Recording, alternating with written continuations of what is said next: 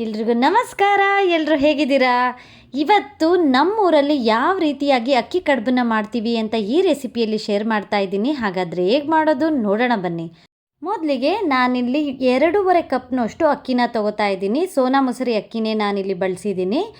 ನೀವು ತಿಂಡಿ ಅಕ್ಕಿ ಅಂದರೆ ದೋಸೆ ಅಕ್ಕಿನೂ ಕೂಡ ಬಳಸ್ಬೋದು. ಈಗ ಇದನ್ನು 2ರಿಂದ 3 ಸಾರಿ ಚೆನ್ನಾಗಿ ತೊಳ್ಕೊಬೇಕಾಗತ್ತೆ. ತಿಂಡಿ ಅಕ್ಕಿ ಬಳಸೋದಾದರೆ ಒಂದು 3ರಿಂದ 4 ಸಾರಿನಾದರೂ ಚೆನ್ನಾಗಿ ತೊಳ್ಕೊಳ್ಳಿ.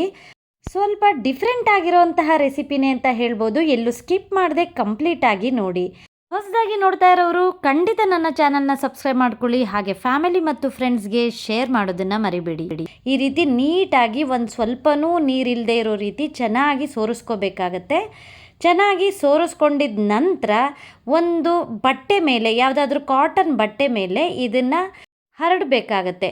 ಫ್ಯಾನ್ ಗಾಳಿಲಿ ಒಂದು 10 ನಿಮಿಷ ನೀವು ಈ ರೀತಿ ಹರಡ್ಬಿಟ್ರೆ ಸಾಕು, ಕ್ಲೀನಾಗಿ ಒಣಗಿಬಿಡುತ್ತೆ. ಅಕ್ಕಿ ತೀರಾ ಹಸಿನೂ ಇರಬಾರ್ದು, ತೀರಾ ಒಣಗೂ ಇರಬಾರ್ದು, ಆ ರೀತಿ ಇರಬೇಕಾಗತ್ತೆ. ಒಂದು 10 ನಿಮಿಷ ನೀವು ಹರಡ್ಬಿಟ್ರೆ ಸಾಕು. ನೋಡಿ, ಈ ರೀತಿ ಒಣಕೊಂಬಿಡುತ್ತೆ. ನಮ್ಮೂರ ಕಡೆ ಎಲ್ಲ ಜಾಸ್ತಿ ಮಾಡೋದ್ರಿಂದ ಮಿಲ್ಲಿಗೆ ಕೊಟ್ಬಿಟ್ಟು ಇದನ್ನು ಅಕ್ಕಿ ತರಿ ಥರ ಮಾಡಿಸ್ಕೋತಾರೆ. ನಾನು ಮನೆ ಪೂರ್ತಿ ಮಾಡ್ತಾ ಇರೋದ್ರಿಂದ ಮಿಕ್ಸಿ ಜಾರಲ್ಲೇ ಇದನ್ನು ಮಾಡ್ಕೋತಾ ಇದ್ದೀನಿ. ಮಟನ್ ಸಾರು ಜೊತೆ, ಮಸಾಲೆ ಸಾರುಗಳ ಜೊತೆ ಅಂತೂ ತುಂಬಾ ಚೆನ್ನಾಗಿರುತ್ತೆ. ಖಂಡಿತ ಒಂದ್ಸರಿ ಟ್ರೈ ಮಾಡಿ. ಈಗ ಇದನ್ನು ಮಿಕ್ಸಿ ಜಾರ್ಗೆ ಅರ್ಧನೇ ಹಾಕ್ಕೊಂಡು ನಾನು ಬನ್ಸಿ ರವೆಗಿಂತ ಸ್ವಲ್ಪ ದಪ್ಪಕ್ಕೆ ರುಬ್ಕೋತಾ ಇದ್ದೀನಿ. ಒಂದು 10 ಸೆಕೆಂಡ್ಸ್ ಮಿಕ್ಸಿ ಜಾರಿಗೆ ಹಾಕ್ಕೊಂಡು ಗ್ರೈಂಡ್ ಮಾಡಿದ್ರೆ ಸಾಕು. ನೋಡಿ, ಈ ರೀತಿ ತೀರಾ ನುಣ್ಣಗೂ ಇರಲ್ಲ, ತೀರಾ ಅಕ್ಕಿ ಕಾಳು ಇರಲ್ಲ. ಸ್ವಲ್ಪ ಬನ್ಸಿ ರವೆಗಿಂತ ಸ್ವಲ್ಪ ದಪ್ಪಕ್ಕಿರುತ್ತೆ. ನಿಮಗೆ ಗೊತ್ತಾಗ್ತಿದೆ ಅನಿಸುತ್ತೆ. ಈ ರೀತಿ ನಾನು ರುಬ್ಬಿ ಇಟ್ಕೋತಾ ಇದ್ದೀನಿ. ತುಂಬ ಈಸಿಯಾಗಿ ಮಾಡ್ಕೊಬೋದು. ನೀವು ಮಾಡೋಕ್ಕೆ ಒಂದು ಅರ್ಧ ಗಂಟೆ ಮುಂಚೆ ಅಕ್ಕಿನ ತೊಳೆದು ಒಣಗಿಸ್ಕೊಂಬಿಟ್ರೆ ಬೇಗ ಆಗೋಗುತ್ತೆ ಕಡುಬು. ಈಗ ಕುಕ್ಕರ್ಗೆ ನಾನು ಒಂದು 7 ಗ್ಲಾಸ್ನಷ್ಟು ನೀರನ್ನು ಹಾಕೋತಾ ಇದ್ದೀನಿ. ಇದಕ್ಕೆ ಸ್ವಲ್ಪ ಅಗ್ಲ ಬಾಯಿರೋಂತಹ ಪಾತ್ರೆನೇ ಬಳಸಿ ನಾನಿಲ್ಲಿ ಕುಕ್ಕರ್ನ ಇಟ್ಕೊಂಡಿದ್ದೀನಿ. ಯಾಕೆ ಅಂದರೆ ಹಬ್ಬಕ್ಕೆ ಸ್ವಲ್ಪ ಜಾಸ್ತಿನೇ ಮಾಡ್ತಾ ಇರೋದ್ರಿಂದ ಕುಕ್ಕರ್ನೇ ತೊಗೊಂಡ್ಬಿಟ್ಟಿದ್ದೀನಿ. ಈಗ ಇದಕ್ಕೆ 1.5 ಸ್ಪೂನಷ್ಟು ಉಪ್ಪು ಮತ್ತು 2 ಟೇಬಲ್ ಸ್ಪೂನಷ್ಟು ಜೀರಿಗೆನ ಹಾಕ್ಕೋತಾ ಇದ್ದೀನಿ. ನೀರು ಚೆನ್ನಾಗಿ ಕುದಿಯೋಕ್ಕೆ ಬಂದ ಮೇಲೆ ಮಾಡಿಟ್ಕೊಂಡಿದ್ದಂತಹ ಈ ಅಕ್ಕಿ ತರಿನ ಹಾಕ್ಕೊಂಡು ಕ್ಲೀನಾಗಿ ಮಿಕ್ಸ್ ಮಾಡ್ಕೋತಾ ಇದ್ದೀನಿ. ಸ್ವಲ್ಪನೇ ಅಕ್ಕಿ ತರಿನ ಹಾಕ್ಕೊಂಡು ನೀವು ಈ ಥರ ಮಿಕ್ಸ್ ಮಾಡ್ಕೋತಾ ಹೋಗಿ. ಅಕ್ಕಿ ಬಳಸಿರೋದ್ರಿಂದ ನಿಮಗೆ ಯಾವುದೇ ಕಾರಣಕ್ಕೂ ಗಂಟು ಬೀಳಲ್ಲ. ಇಲ್ಲಿ ಸ್ವಲ್ಪನೇ ಹಾಕ್ಕೊಂಡು ಮಿಕ್ಸ್ ಮಾಡ್ಕೊಳ್ಳಿ, ಚೆನ್ನಾಗಾಗುತ್ತೆ.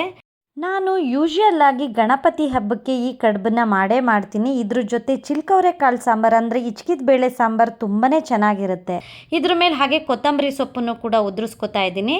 ನೋಡಿ, ನಿಮಗೆ ಇಲ್ಲಿ ಸ್ವಲ್ಪ ಗಂಟು ಆಗ್ತಿದೆಯೇನೋ ಅಂತ ಫೀಲ್ ಆಗ್ಬೋದು. ಬಟ್ ನೋಡಿ, ಕ್ಲೀನಾಗಿ ಕದ್ರಕೊಂಡ್ರೆ ಯಾವ ಗಂಟು ಆಗಲ್ಲ. ಅಕ್ಕಿ ತರಿ ಇಂದ ಮಾಡ್ತಾ ಇರೋದ್ರಿಂದ ಗಂಟು ಖಂಡಿತ ಬೀಳಲ್ಲ. ಈಗ ಪ್ಲೇಟ್ ಮುಚ್ಚಿಬಿಟ್ಟು ಸಣ್ಣ ಉರಿಯಲ್ಲಿ ಒಂದು 10 ನಿಮಿಷ ಬಿಟ್ಬಿಡಿ. ಹಾಗಾಗಿ ಪ್ಲೇಟ್ನ ತೆಗೆದು ಈ ರೀತಿ ಕ್ಲೀನಾಗಿ ಮಿಕ್ಸ್ ಮಾಡ್ಕೋತಾ ಇರಿ. ಸ್ವಲ್ಪ ಇನ್ನೂ ತೆಳು ಇದೆ ಅಂತ ಅನಿಸಿದ ಕಾರಣ ನಾನು ಪ್ಲೇಟ್ ಮುಚ್ಚಿ ಮತ್ತೆ 10 ನಿಮಿಷ ಅದನ್ನು ಬೇಯೋಕೆ ಬಿಟ್ಟೆ. ಲೋ ಫ್ಲೇಮ್ನಲ್ಲೇ ಇಟ್ಕೊಂಡು ನೀವು ಬೇಯಿಸ್ಕೋಬೇಕಾಗತ್ತೆ. ನೋಡಿ, ಈಗ ಕ್ಲೀನಾಗಿ ಆಗಿದೆ. ಒಂದು 80% ಅಷ್ಟು ಬೆಂದಿದೆ. 80ರಿಂದ 85% ಅಷ್ಟು ಬೆಂದಿದೆ. ಇಷ್ಟು ಬೇಯ್ತಿದ್ದಂಗೆ ನೀವು ಸ್ಟವ್ನ ಆಫ್ ಮಾಡಿಕೊಂಡು ಮುದ್ದೆನೆಲ್ಲ ಮಿಕ್ಸ್ ಮಾಡ್ತೀವಲ್ಲ, ಆ ರೀತಿ 1 ನಿಮಿಷನಾದರೂ ಕ್ಲೀನಾಗಿ ಮಿಕ್ಸ್ ಮಾಡಿಕೊಂಡು ಕೆಳಗೆ ಇಳಿಸ್ಕೊಂಬಿಡಿ ಸ್ಟವ್ವಿಂದ. ನಂತರ ಒಂದು ಸ್ವಲ್ಪ ನೀರು ಇಟ್ಕೊಳ್ಳಿ ಬಟ್ಲಲ್ಲಿ. ಹಾಗೆ ಒಂದು ಪ್ಲೇಟಿಗೆ ನೀರನ್ನು ಸರಿಕೊಂಡು ಮುದ್ದೆ ಕಟ್ಕೋತೀವಲ್ಲ, ಎಷ್ಟು ದಪ್ಪಕ್ಕೆ ಬೇಕೋ ಅಷ್ಟು ದಪ್ಪಕ್ಕೆ ನೀವು ಹಿಟ್ಟನ್ನು ತಗೊಂಡು ಈ ರೀತಿ ಕಟ್ಕೊಂಡು ಇದನ್ನು ಇನ್ನೊಂದು ಸಾರಿ ಸ್ಟೀಮಲ್ಲಿ ಬೇಯಿಸ್ಕೋಬೇಕಾಗತ್ತೆ. ಕಡುಬನ್ನು ಕಟ್ಕೊಳ್ಳೋ ಟೈಮ್ನಲ್ಲೇ ಇಡ್ಲಿ ಪಾತ್ರೆಗೆ ನೀರು ಹಾಕಿಬಿಟ್ಟು ಅದ್ರ ಮೇಲೆ ಒಂದೇ ಒಂದು ಇಡ್ಲಿ ಟ್ರೇನ ಇಟ್ಟು ಅದನ್ನು ಕೂಡ ಬಿಸಿ ಆಗೋಕ್ಕೆ ಬಿಟ್ಬಿಡಿ. ಇಲ್ಲ ನಿಮ್ಮ ಹತ್ರ ಸ್ಟೀಮರ್ ಇದ್ದರೆ ಅದಿನ್ನೂ ಒಳ್ಳೆಯದೇ. ಸ್ಟೀಮರ್ನ ಬಿಸಿ ಆಗೋಕ್ಕೆ ಬಿಟ್ಬಿಡಿ. ಒಂದು 10 ನಿಮಿಷ ಚೆನ್ನಾಗಿ ಬಿಸಿ ಆಗಲಿ. ನಂತರ ಈ ರೀತಿ ಕಡುಬನ್ನು ಕಟ್ಕೊಂಡು ಒಂದೊಂದನ್ನೇ ಇಡ್ಲಿ ಪಾತ್ರೆಗೆ ಇಟ್ಬಿಟ್ಟು ಅಥವಾ ಸ್ಟೀಮರ್ಗೆ ಇಟ್ಬಿಟ್ಟು ಈ ರೀತಿ ಮುಚ್ಚಿ ಒಂದು 10 ನಿಮಿಷ ಸಣ್ಣ ಉರಿಯಲ್ಲಿ ಹಬೇಲಿ ಬೇಯಿಸ್ಕೊಂಡ್ರೆ ಕಡುಬು ರೆಡಿ ಆಗುತ್ತೆ. ಬಹಳ ಸಿಂಪಲ್ಲು, ಆದರೆ ಟೇಸ್ಟ್ ಮಾತ್ರ ಅದ್ಭುತವಾಗಿರುತ್ತೆ.